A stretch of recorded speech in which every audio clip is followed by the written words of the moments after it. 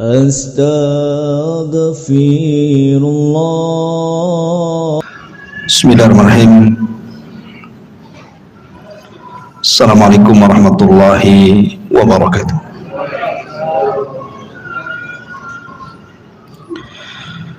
Alhamdulillah wassalatu wassalamu ala rasulillah wa ala alihi wa sahbihi wa mawalah wa la hawla wa la quwata illa billahi wa ba'du. Alhamdulillah, di malam hari ini kembali kita bisa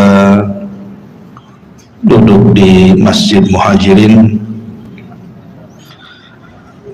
Kita senantiasa berdoa kepada Allah Subhanahu wa taala, semoga Allah Subhanahu wa taala memberikan pahala dan balasan kepada yang membangun masjid ini, dan tentunya juga kepada kita yang senantiasa memakmurkan masjid ini. Salawat dan salam kita hadiahkan kepada Rasul kita Nabi besar Muhammad sallallahu alaihi wa ala alihi wasallam.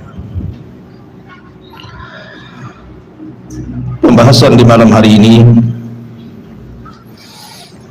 kita akan membahas biasa tafsir Al-Quran, tapi malam ini kita akan khususkan membahas tentang perkara penting,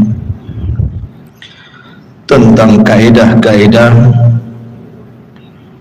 berkaitan dengan ketaatan kita kepada para penguasa.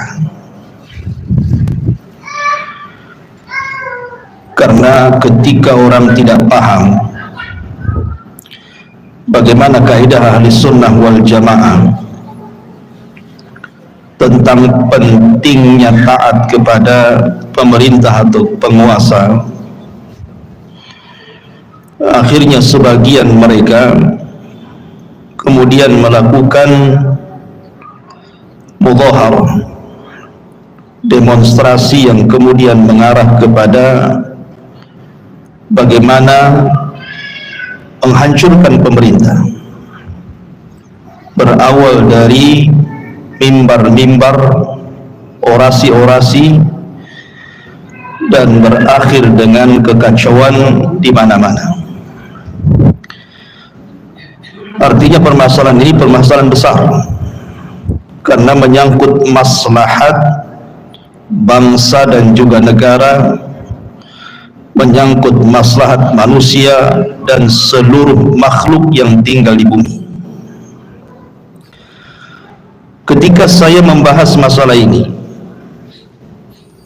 bukan berarti ditujukan kepada pemerintah tertentu, tidak. Kita tidak sedang membicarakan Pak Jokowi sebagai presiden kita, atau kepada pemimpin-pemimpin dunia lainnya. Karena apabila kita menyenggol permasalahan masalah-masalah seperti ini, terkadang ada orang-orang yang tidak suka, seolah-olah kita dianggap sebagai corong-corong pemerintah. Pembahasan ketaatan kepada para pemimpin ini sudah dibahas Al-Quran sebelum ada pemimpin,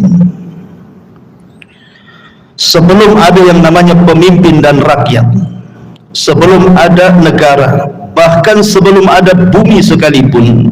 Pembahasan ketaatan kepada pemerintah ini sudah dibahas oleh Allah dalam Al-Quran. Karena Al-Quran itu, ketika Allah Subhanahu wa ta'ala memerintahkan pena untuk mencatatnya, kemudian diletakkan di Lauhil Mahfuz, itu sudah ada sebelum langit dan bumi diciptakan 500 tahun. Artinya sebelum ada langit dan bumi, Al-Quran sudah dicatat oleh qalam, kemudian diletakkan di Lauhil Mahfuz. Maknanya, kalau tidak ada bumi berarti tidak ada negara. Kalau tidak ada negara berarti tidak ada pemimpin dan rakyat. Jadi kita bicara tentang akidah Al-Quran dan Sunnah Nabi Sallallahu Alaihi Wasallam. Ma'asyiral muslimin yang dimuliakan Allah Subhanahu wa taala, saya akan menyebutkan 8 kaidah. Mudah-mudahan bisa dipahami 8 kaidah ini, karena ini penting sekali menyangkut kemaslahatan umat. Yang pertama, masailuddin la tu'khad minal awatifi wasyahawat. Permasalahan-permasalahan agama tidak bisa diambil dari perasaan-perasaan ataupun syahwat. Agama ini hanya diambil berdasarkan dalil. Makanya Abdullah ibn Mas'ud radhiyallahu an ketika mentafsirkan hadis tentang kalimat ahlus sunnah wal jamaah, apa yang dimaksud dengan jamaah itu? Kata beliau, al jama'atu ma wafaqal haq wa in kunta wahdak. Disebut dengan jamaah itu kalau engkau mencocoki kebenaran walaupun sendirian. Artinya bukan sendirian, tetapi dia bersama kebenaran, dan kebenaran itu hanya ada pada Al-Quran dan Sunnah Nabi. Makanya Allah mengatakan al-haqqu mir rabbika fala takunanna minal mumtahin. Kebenaran itu hanya datang dari Rabb, maka jangan pernah ragu.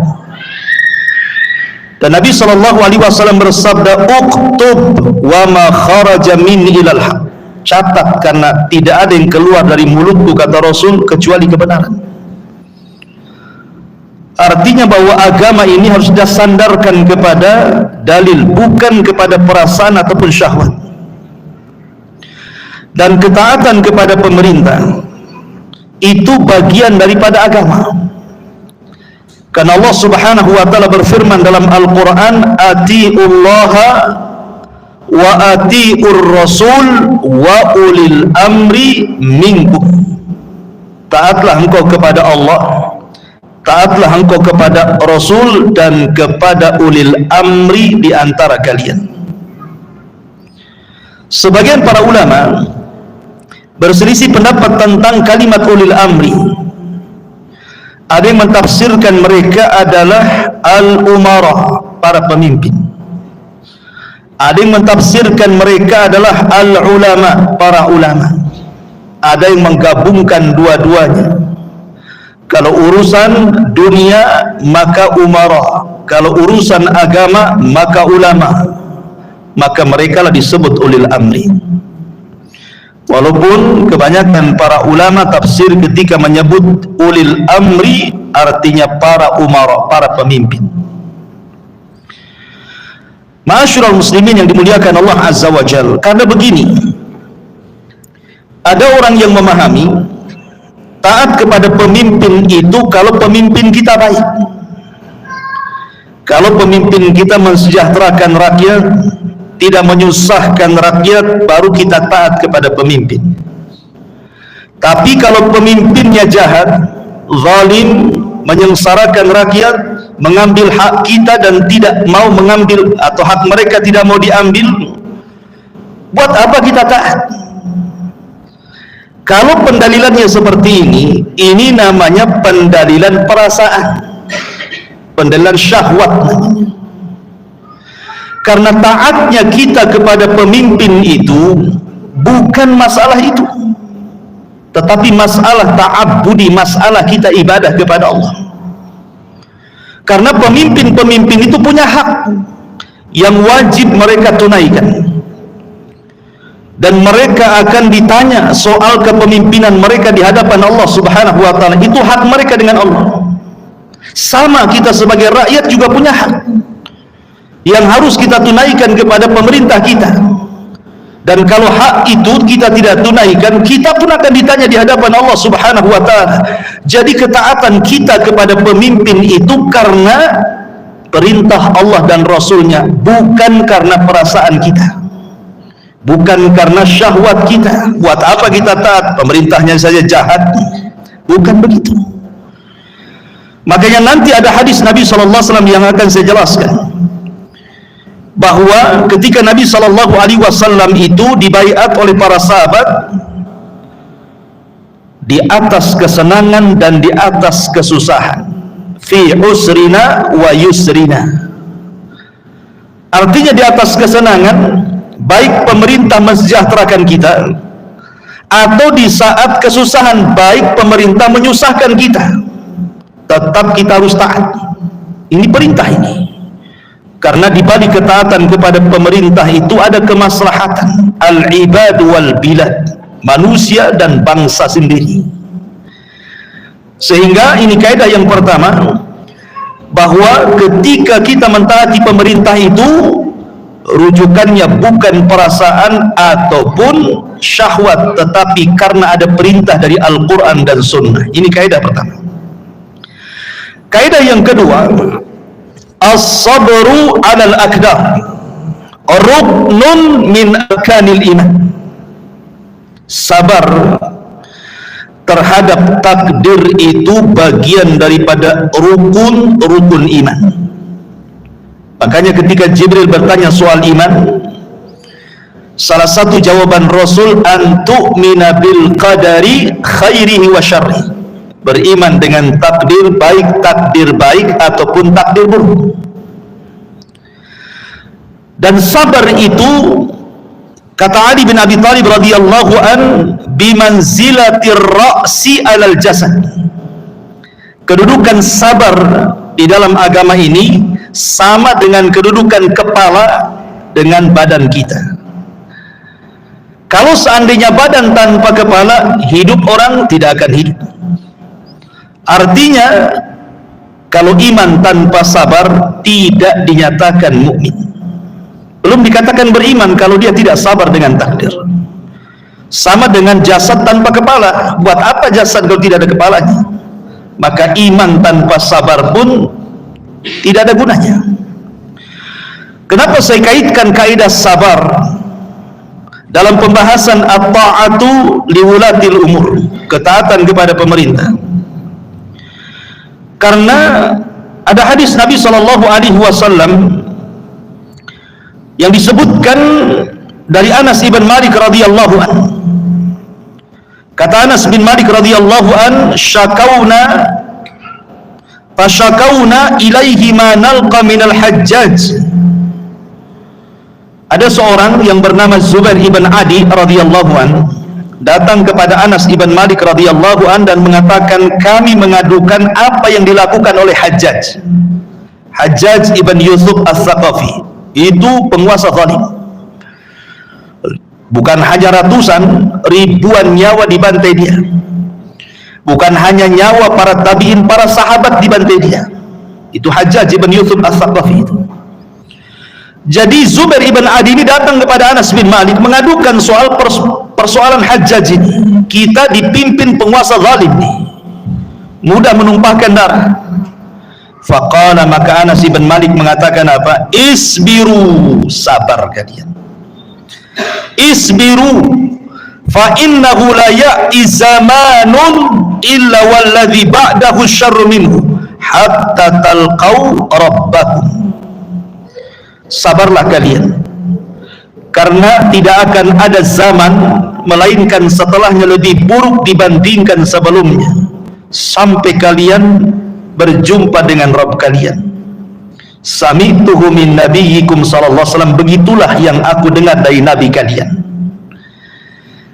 Jadi di sini lihat, padahal penguasanya Hajjaj, raja zalim, tapi Anas bin Malik menasihati, isbiru, sabar. Dan itu semakna dengan hadis Ubadah bin Samit radhiyallahu anhu.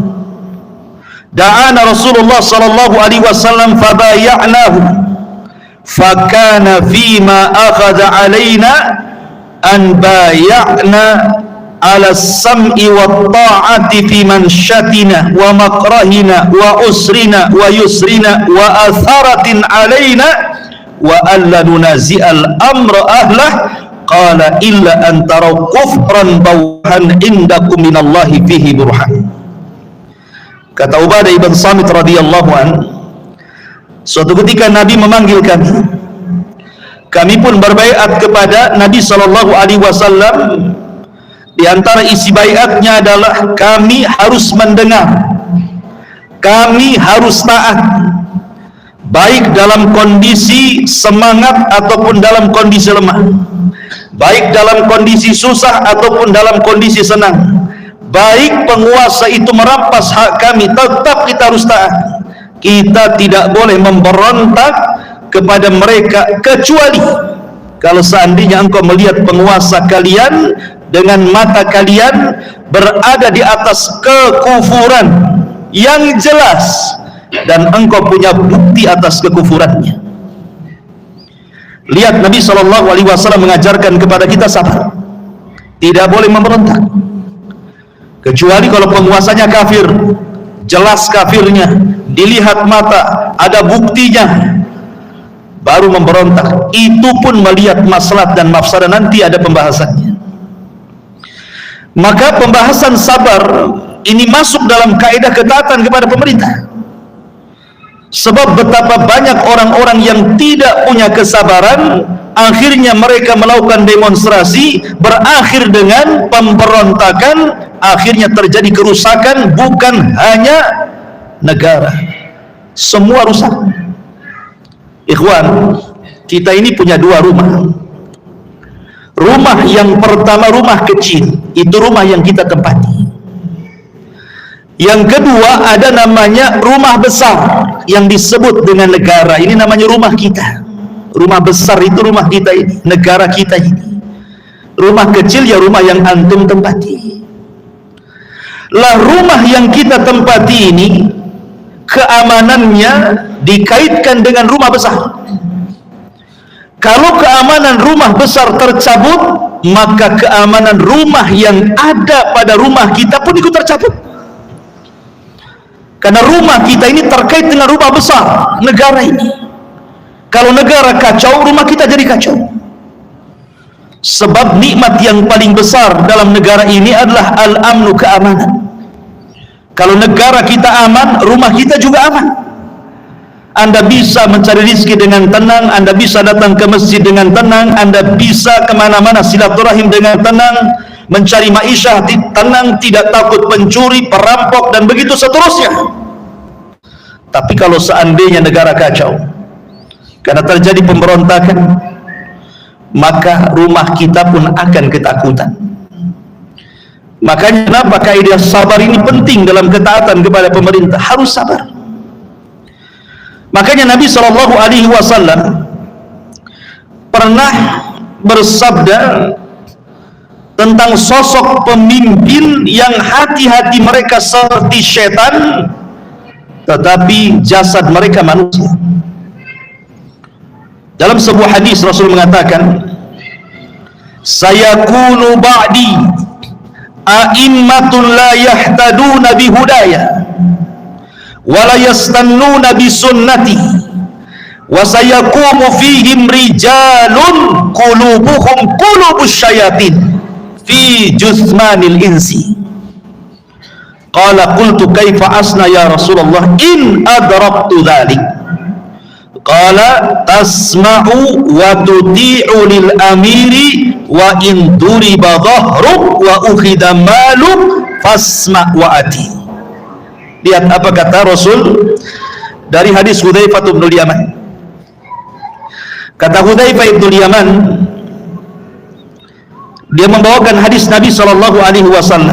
Nanti kata Rasul, setelah meninggalku akan ada seorang pemimpin yang tidak mendapat petunjukku, tidak punya ilmu, tidak pula melaksanakan sunnahku, tidak pernah beramal. Kemudian hati-hati mereka seperti setan, walaupun jasad mereka seperti manusia. Coba bayangkan, kalau ada pemimpin hatinya setan, jasadnya manusia, kacau tidak? Kacau tuh. Pasti pemimpin yang seperti ini zalim. Oh, hati-hati setan. Taulah setan itu kan kerjanya hanya melakukan kemungkaran. Kata Rasul, nanti itu ada pemimpin-pemimpin yang seperti ini. Hati-hati mereka syaitan walaupun badan mereka manusia, tidak kenal petunjuk Nabi, tidak kenal sunnah Nabi.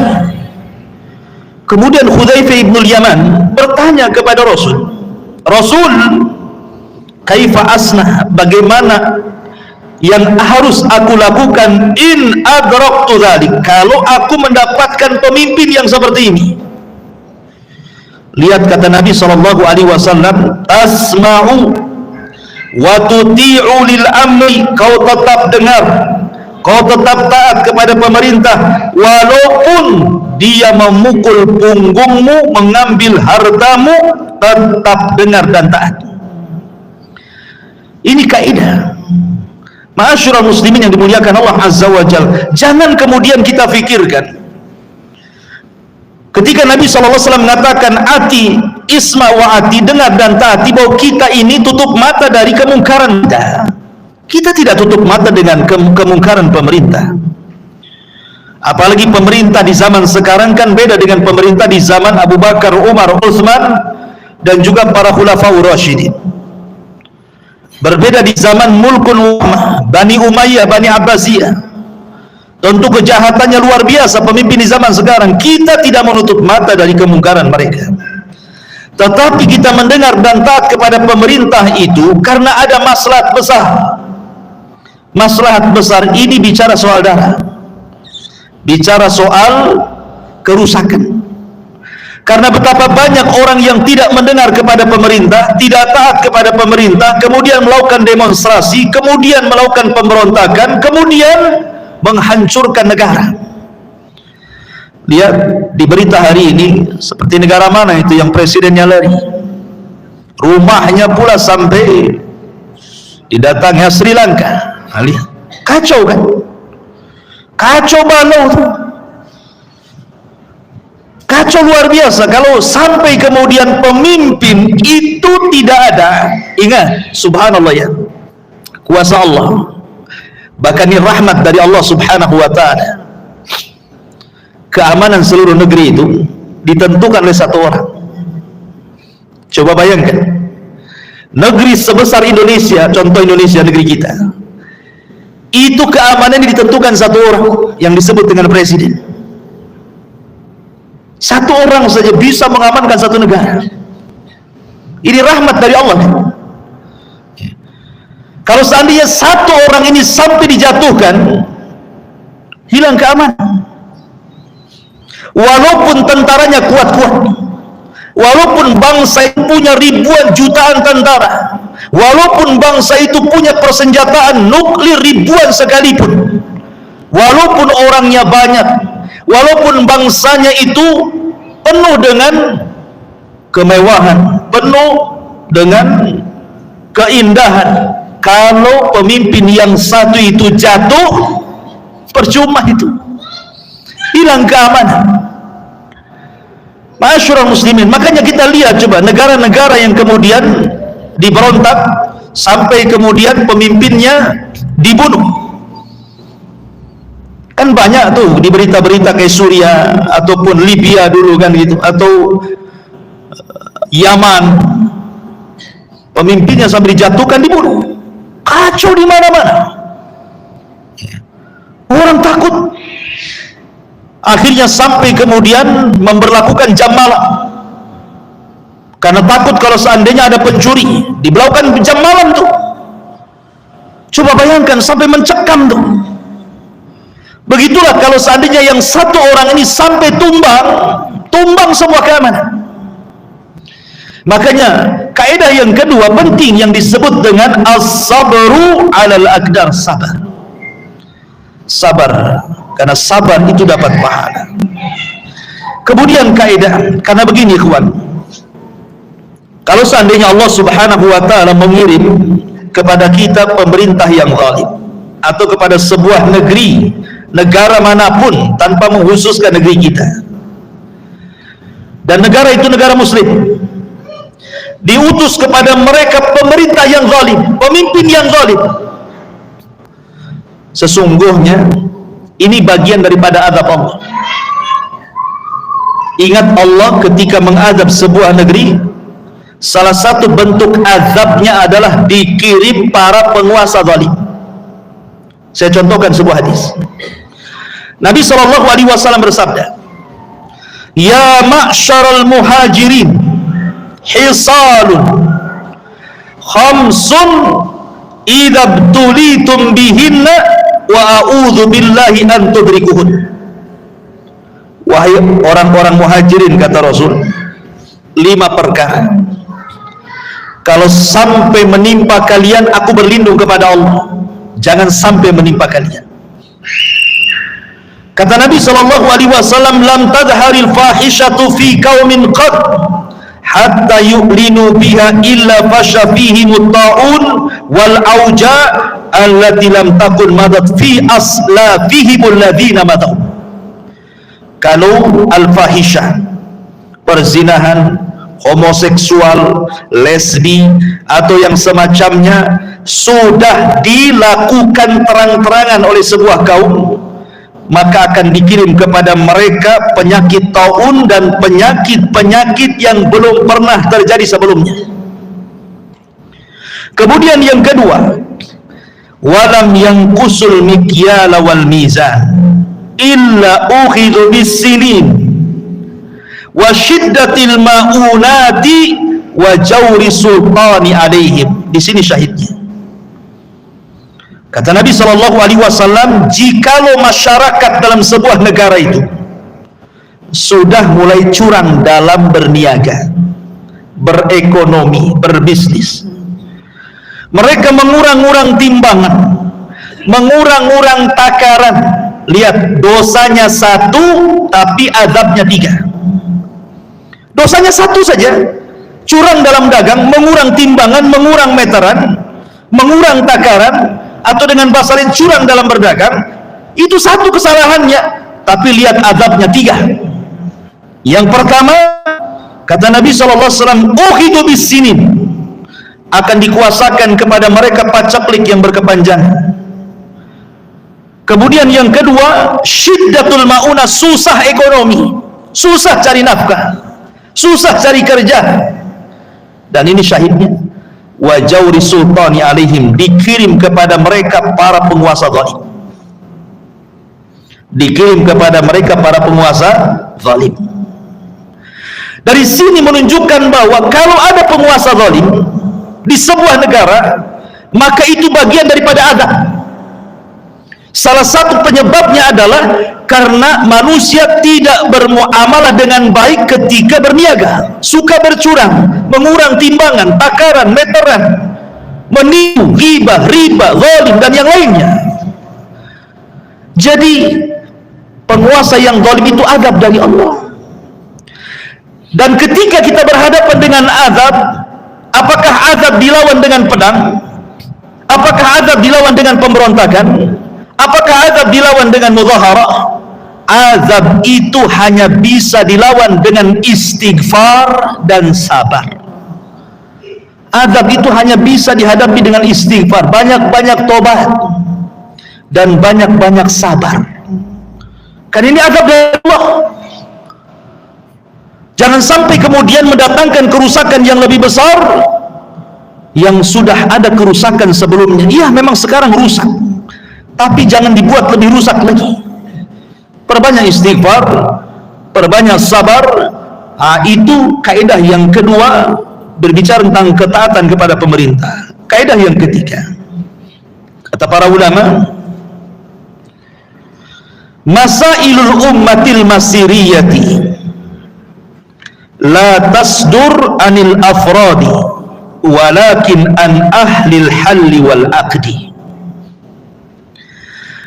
Permasalahan-permasalahan umat yang sifatnya maslahat menyeluruh, kemaslahatan-kemaslahatan umat yang menyeluruh, itu tidak boleh disandarkan kepada individu, tetapi harus disandarkan kepada pakar-pakar yang memang dia pakar di bidangnya.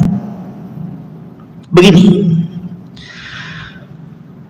ada sebuah hadis dari Anas ibn Malik radhiyallahu an dan juga Abu Hurairah radhiyallahu an yang disahihkan oleh Syekh Nasiruddin Al-Albani rahimahullahu taala. Kata Nabi SAW, sayati 'alan nas sanawatun khadda'ah yusaddiqu fiha al-kadhib wa yukadzabu fiha as-sadiq, yusaddaqu fiha al-kadhib wa yukadzabu fiha as-sadiq wa yu'tamanu fiha al-kha'in wa yukhawwanu fiha al-amin wa yantiqu fiha ar-ruwaybidatu. Qila ya Rasulullah wa ma ruwaybidatu? Qala ar-rajulu tafihu yatakallamu fi amril amah. Kata Nabi SAW, akan datang zamannya, kata Rasul, tahun-tahun penuh dengan kedustaan, di mana orang-orang yang dusta dibenarkan dan orang-orang jujur didustakan, di mana orang-orang yang khianat dianggap amanah dan orang-orang amanah dianggap khianat. Artinya zaman itu sudah berlaku hari ini. 14 abad yang lalu Rasul mengatakan seperti itu, hari ini sudah terjadi kan? Banyak orang-orang jujur dianggap dusta, orang dusta pula dianggap jujur. Para pengkhianat dikatakan amanah, orang-orang yang amanah pula dikatakan khianat. Apabila ada pemimpin yang baik, maka akan dikirim bazar-bazar untuk merusak kebaikannya. Apabila ada pemimpin yang jahat, dibuat pencitraan bagaimana seolah-olah dia pemimpin yang baik, kan begitu? Zaman itu seperti itu. Tetapi di sini syahidnya adalah, dan akan datang kepada kalian para komentator dari Ruwaibidah. Rasul, siapa Ruwaibidah itu? Maka Rasul mengatakan Ruwaibidah itu ar-rajulu tafi yatakallam fi amril amah. Orang jahil, tidak pernah sekolah, bukan bidangnya, bicara tentang kemaslahatan negara. Ini zaman sudah terjadi hari ini. Ketika sekarang banyak medsos, orang punya HP masing-masing, semua orang bisa komen kan? Orang pasar bisa komen, tukang ojek bisa komen, tukang cincau bisa komen, semua orang bisa komen, tukang bangunan bisa komen. Mereka nggak pernah sekolah ketatanegaraan, tapi dia bisa bicara tentang negara, komentar tentang negara, mengkritik negara entah dari mana. Dari mana dia bisa tahu? Coba, ini zamannya sudah ada hari ini. Mereka bukan sekolah di situ, kenapa mereka bicara soal itu? Mereka hanya bicara itu soal rujukannya hanya dari medsos saja. Padahal Nabi Allah Subhanahu wa taala berfirman dalam Al-Qur'an, "Wa idza ja'ahum amrun minal amni awil khaufi ada'u bih walau rudduhu ila rasul wa ila ulil amri minhum la alimahu alladhina yastanbitunahu minhum wa laula fadlullahi alaikum wa rahmatuhu lattaba'tumus syaitan illa qalila." Apabila sampai kepada mereka sebuah berita tentang keamanan negara atau ketakutan dalam sebuah negara, mereka langsung menyebarkan, menyiarkan. Padahal apabila mereka menyerahkan kepada Rasul, mungkin Rasul tidak ada, dan ulil amri, tentu kepada pakarnya, di antara mereka tentulah orang-orang yang ingin mengetahui kebenaran akan dapat mengetahuinya secara pasti. Dari mereka, maksudnya ulil amri dan Rasul, sekiranya bukan karena karunia dan rahmat Allah kepadamu, tentu kamu mengikuti syaitan kecuali sebagian sedikit saja di antara kalian. Kan sekarang modelnya seperti itu kan, mudah menyebarkan berita tanpa tidak tahu masalahnya. Umpamanya mungkin kalau saya ngomong begini mungkin dikritik orang. Umpamanya ada pejabat dituduh korupsi, belum sampai pengadilan, artinya belum terbukti kan? Karena bagaimanapun polisi ini mungkin atau KPK-nya tangkap saja, pembuktiannya di pengadilan kan? Belum ada persidangan, tapi beritanya sudah menyebar kan? Menyebar kemana-mana beritanya itu. Kok bisa menyebar? Siapa yang copy paste menyebar berita ini coba?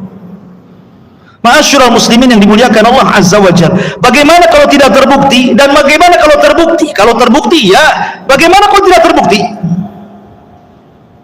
Ma'asyiral muslimin yang dimuliakan Allah Azza wa Jalla. Kalau tidak terbukti, kemudian dicaci maki pemerintah, koruptor kok dibebaskan. Nah, mulai lagi. Akhirnya kemudian masalah-masalah ini menyebar menjadi sebuah bahan ejekan, bahan cacian, bahan gibahan. Atau mungkin kemarin sajalah kita dilanda musibah COVID-19, ya kan? Semua orang komen tuh. Apabila pemerintah membuat kebijakan, masyarakat dah komen semua itu.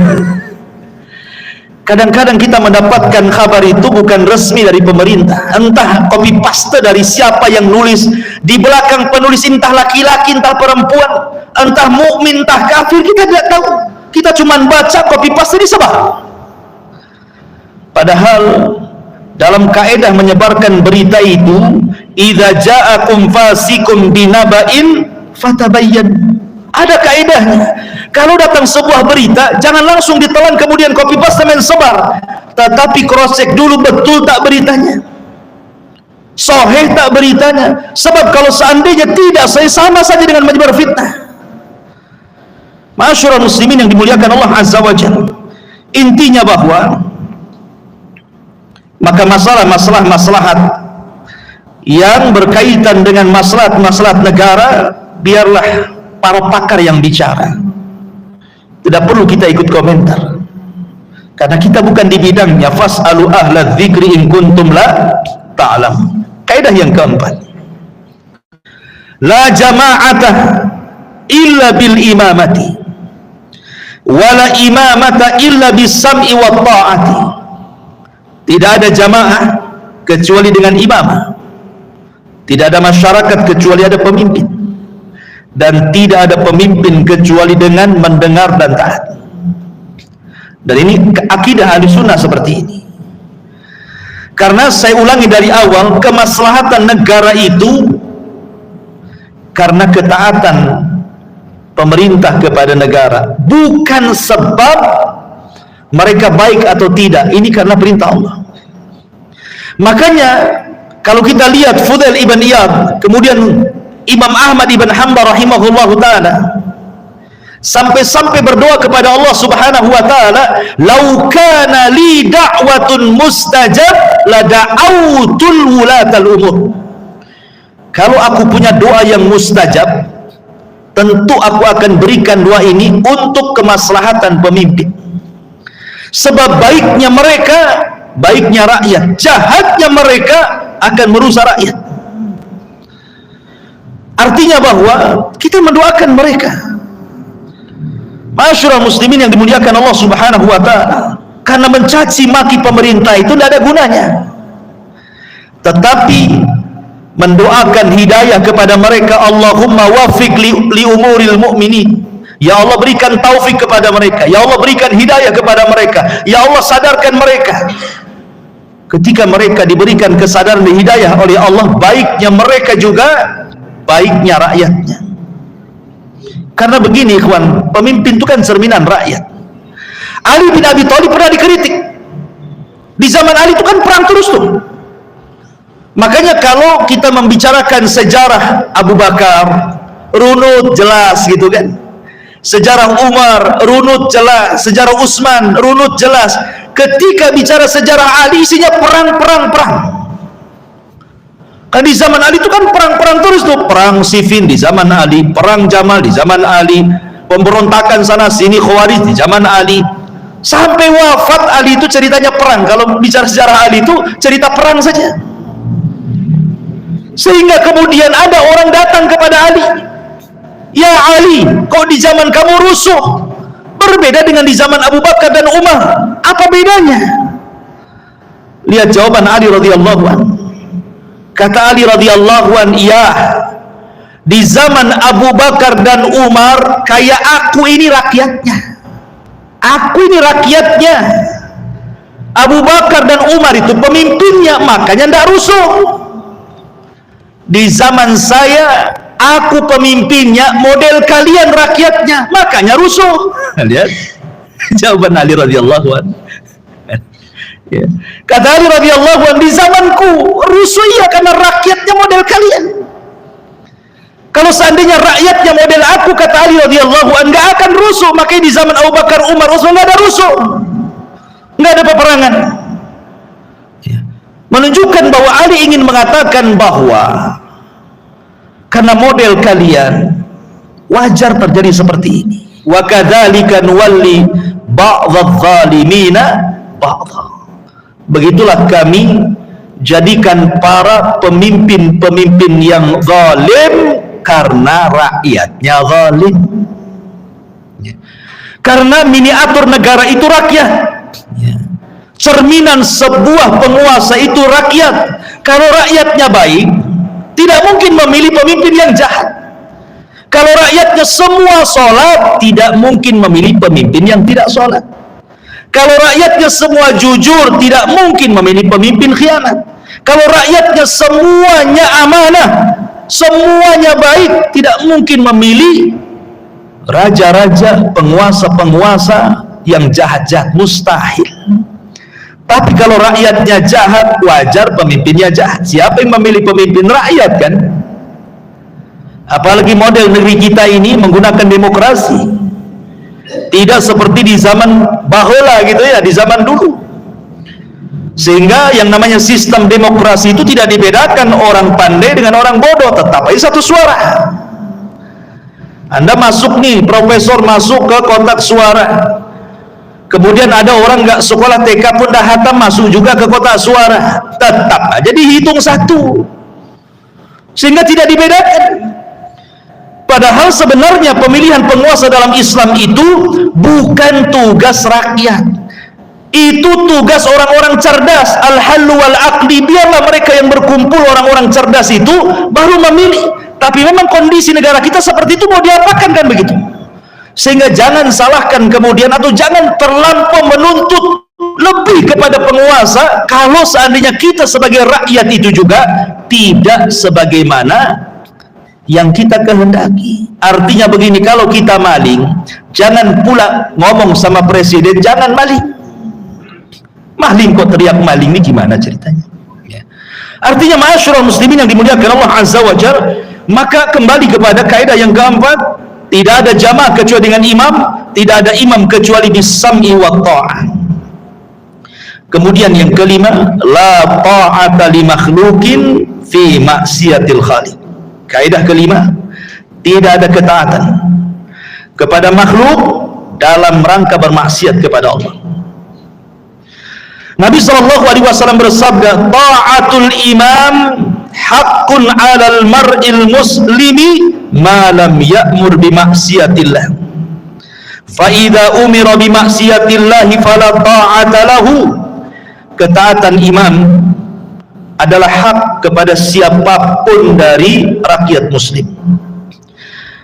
Maka kalau seandainya pemerintah tidak menyuruh bermaksiat kepada Allah, tapi kalau seandainya mereka menyuruh kita bermaksiat, jangan taat. La ta'ata li makhluq fi maksiatil khaliq. Artinya kalau seandainya, dan ini kaidah umum, bukan hanya masalah pemerintah saja, siapapun menjadi pemimpin, termasuk pemimpin terkecil lah, seorang bapak dalam keluarganya memerintahkan sesuatu kepada istrinya yang mungkar, istri tidak boleh taat. Memerintahkan anaknya untuk minum khamar, anak tidak boleh taat. Begitu juga pemerintah, kalau memerintahkan kemungkaran, kemaksiatan, jangan taat. Kemudian muncul jelas-jelas pemerintah, sebuah pemerintah ini umpamanya zalim. Yang namanya pemerintah zalim, tentu kebijakan-kebijakannya juga penuh dengan kezaliman kan. Apa lantas kemudian kita diam melihat kemungkaran, melihat kezaliman? Bagaimana dengan hadis Nabi Rasul SAW mengatakan, man ra'a minkum mungkaran falyughayyir biyadihi, fa illam tastati fa bilisani, fa illam tastati fa biqalbi, wa dzalika ad'aful iman. Kalau kau lihat kemungkaran, maka cegah dengan tangan, tidak bisa dengan lisan, tidak bisa dengan hati, walaupun selemah-lemahnya iman. Ikhwan, kembali ke kaidah pertama, tetap kita harus sabar. Kita tidak boleh memberontak walaupun pemerintah kita jelas-jelas melakukan kemungkaran. Sekali lagi, bukan kita tutup mata dari kemungkaran, tidak, tapi di belakang pemberontakan itu ada darah masalahnya. Terkadang yang memberontak itu mungkin mahasiswa atau orang-orang tertentu, tidak terlibat semuanya. Bahkan mungkin orang-orang yang ada di desa itu tidak tahu menahu. Mereka ibadah dengan tenang, cari rezeki dengan tenang, tahu-tahu di ibu kota sibuklah orang-orang itu menjatuhkan pemerintah. Rupanya betul-betul jatuh ke iman, kemudian keamanan terrobek, akhirnya hukum di mana-mana tidak berlaku, kemudian kerusuhan di mana-mana, terimbas pula ke orang-orang yang tidak tahu menahu. Coba, berarti Anda telah melakukan dosa kepada mereka. Ya, ma'asyiral muslimin yang dimuliakan Allah Subhanahu wa taala. Maka tetap kita taat kepada pemerintah, tetapi soal ketaatan yang ma'ruf, bukan yang mungkar. Kalau mungkar jangan ditaati. Ma'asyiral muslimin yang dimuliakan Allah Subhanahu wa taala, yang keenam ini yang paling penting. Al-alaqatu baina sultani wa ra'iyati laysat alaqatan muawadatan bal alaqatun ta'budullah azza wa jalla. Hubungan penguasa dengan rakyat atau rakyat dengan penguasa bukan hubungan kait barter, bukan.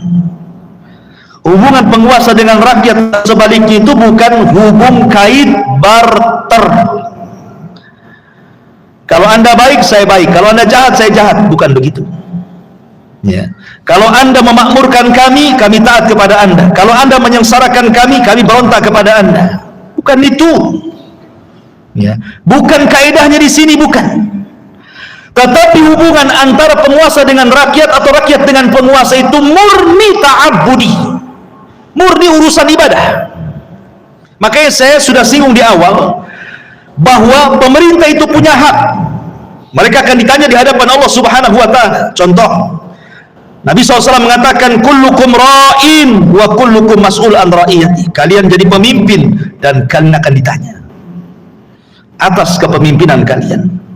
Bahkan Nabi SAW pernah berdoa, Allahumma man waliya min amri ummati syai'an fasyaqqa alaihim fashquq alaihi.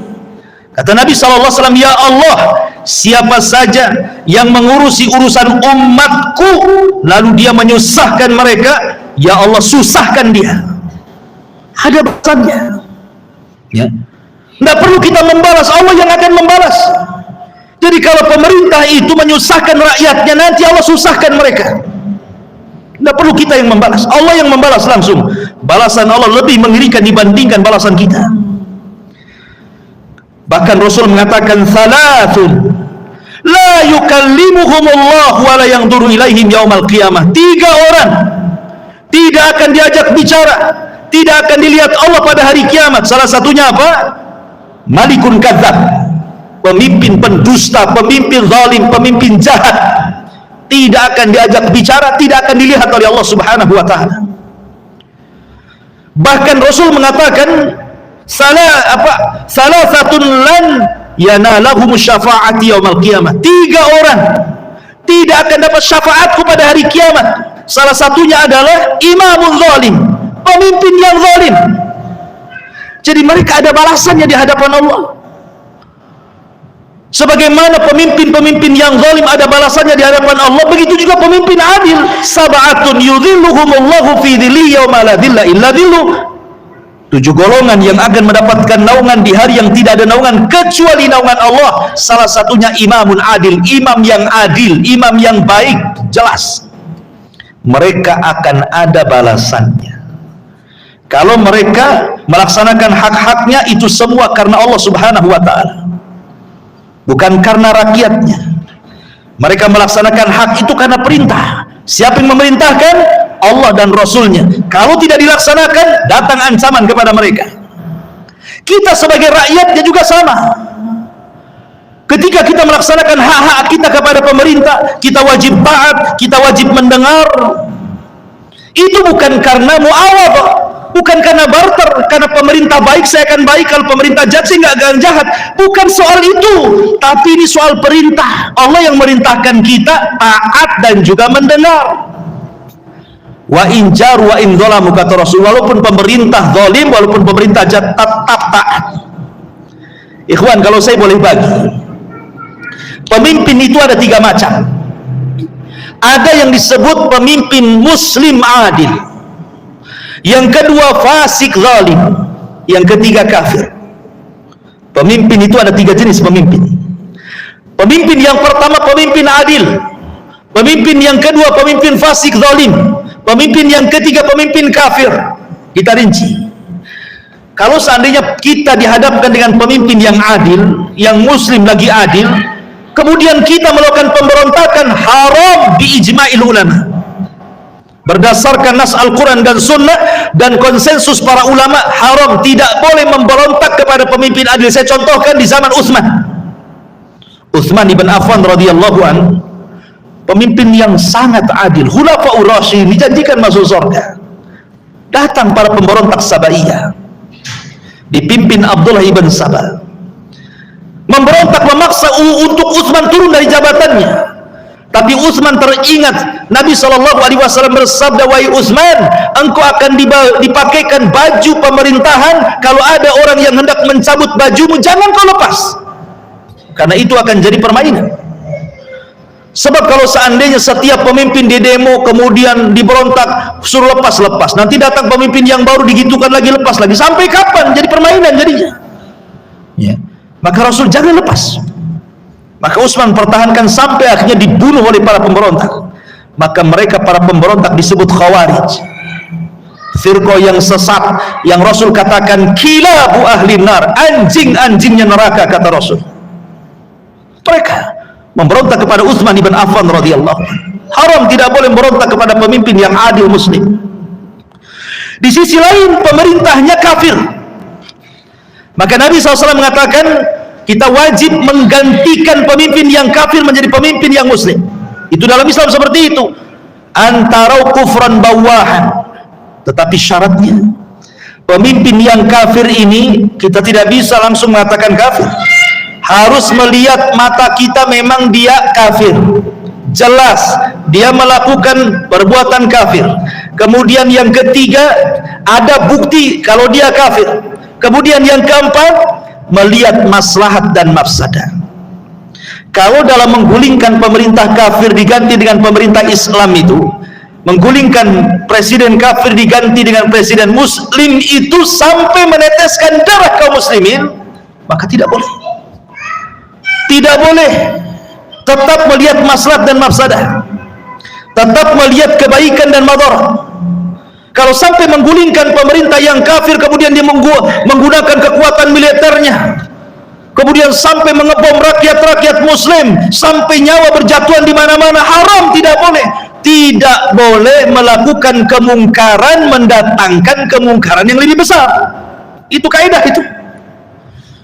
Kecuali kalau senyap, tidak ada pertumpahan darah, tidak ada peperangan, Anda bisa menekan pemerintah Saudi supaya diganti gitu ya, dari muslim dari kafir ke muslim, nggak apa-apa.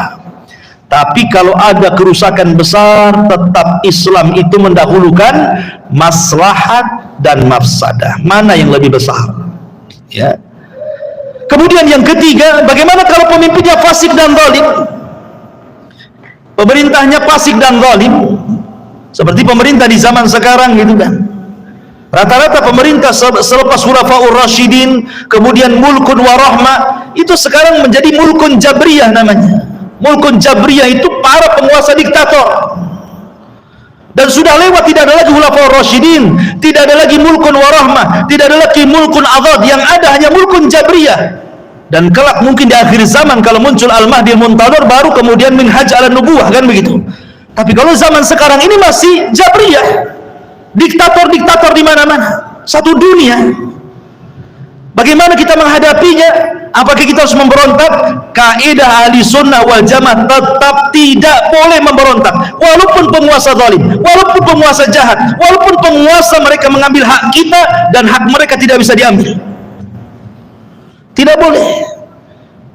Ma'asyiral muslimin yang dimuliakan Allah Azza wa Jalla, saya ulangi bahwa hubungan antara kita dengan pemimpin itu bukan hubungan barter, bukan. Ini hubungan ta'abbudi. Kita melaksanakan hak kita karena Allah.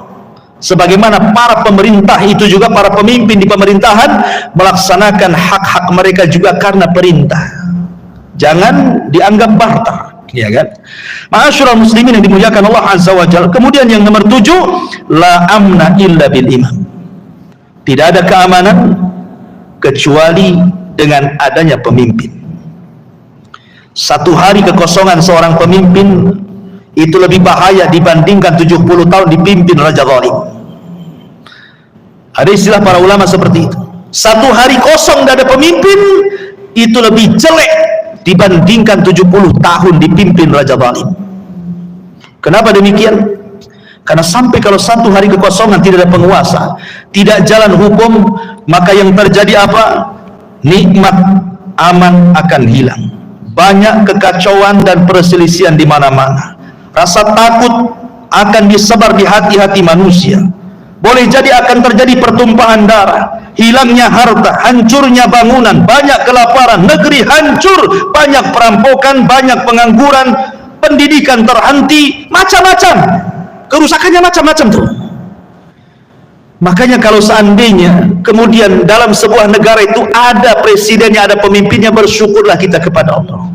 Bersyukur bahwa masih ada pemimpin yang mau memimpin kita. Ikhwan, kita sebagai rakyat itu tidak selelah mereka loh. Mereka lelah, otak mereka lelah, fisik mereka lelah. Mereka memikirkan soal ekonomi kita, makan kita, minum kita, transportasi kita. Mereka hari-hari antum mikir jalan itu. Nggak kepikir, tahu-tahu jalan sudah lebar saja. Gitu ya. Tahu-tahu ke pasar adalah itu minyak walaupun mahal-mahal sedikit. Ada. Mau cari beras ada. Lah siapa yang mikir itu? Apakah antum punya sawah? Nggak punya juga. Siapa yang menyediakan beras itu? Menyediakan minyak, menyediakan bahan pokok bagi kita? Coba. Menyediakan keamanan. Kalau tidak ada bapak-bapak polisi itu, perampokan di mana-mana. Saya teringat tuh satu kisah, itu ada kawan polisi itu. Ketika polisi diusir karena mungkin bermasalah di sebuah daerah. Oh, satu warga ngusir dia. Polisinya pergi. Habis polisinya pergi, terjadilah perampokan di mana, pusing kata polisi.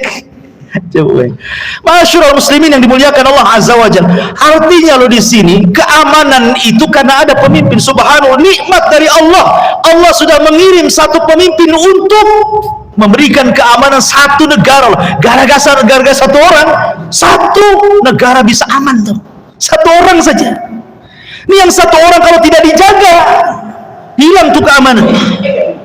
Makanya yang satu orang itu kita jaga, kita doakan kebaikan mereka. Semoga Allah berikan taufik hidayah kepada mereka. Ya Allah, luruskan mereka. Bukan malah kita hujat, kita gibah, kita jelek-jelekan, macam-macam. Belum tentulah dia tumbang, datang pemimpin yang lebih baik. Karena Rasul yang mengatakan bahwa namanya zaman itu pasti setelahnya lebih buruk daripada sebelumnya.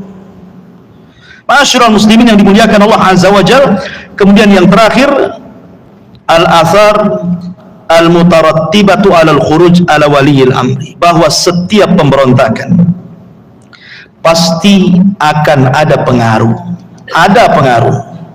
dan pengaruhnya besar. Minimalnya persis seperti yang saya tadi suraikan, hilang keamanan. Kalau sudah terjadi pemberontakan, kita lihatlah negara-negara yang melakukan pemberontakan sampai menumbangkan pemerintahnya. Lihat Yaman, perang sampai hari ini nggak berhenti. Banyak orang mati kelaparan, rampok di mana-mana. Karena tercabut rasa aman, rasa takut. Yang dulunya enak ke masjid itu sholat, sekarang susah, terpaksa lah sholat di rumah. Mau ke masjid pun takut ditembak. Mau cari makan susah. Ya. Itu dapat daripada pemberontakan. Makanya kenapa Islam itu mengharamkan pemberontakan.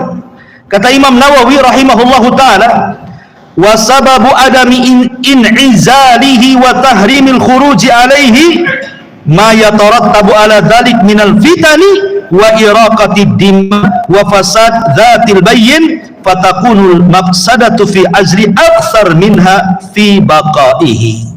Kata Imam Nawawi rahimahullah ta'ala, kenapa Islam melarang tidak boleh memberontak? Karena akan terjadi fitnah yang besar, darah boleh ditumpahkan, kerusakan di mana. Oleh karena itulah maka akidah Ahlussunnah wal Jamaah, kalau kita bicara tentang ketaatan kepada pemerintah itu luar biasa kerasnya. Ratusan hadis bicara tentang ketaatan sampai derajat mutawatir, karena ini menyangkut maslahat al-ibad wal bilad, maslahat manusia, maslahat binatang, maslahat hutan-hutan, maslahat sungai-sungai, lautan-lautan, macam-macam kan dalam sebuah negeri itu. Kalau aman negeri ini semua aman, ikhwan. Tapi kalau rusak negeri ini semua rusak, ya. Makanya pentingnya Allah Subhanahu wa ta'ala tekankan dalam Al-Qur'an tadi, wa atiullaha wa atiur rasul wa ulil amri minkum. Taatlah engkau kepada Allah, taatlah engkau kepada Rasul, dan kepada para pemimpin di antara kalian. Wallahu alam. Ini yang bisa sampaikan. Taib, biasa sebelum saya tutup, silakan kalau ada yang mau bertanya.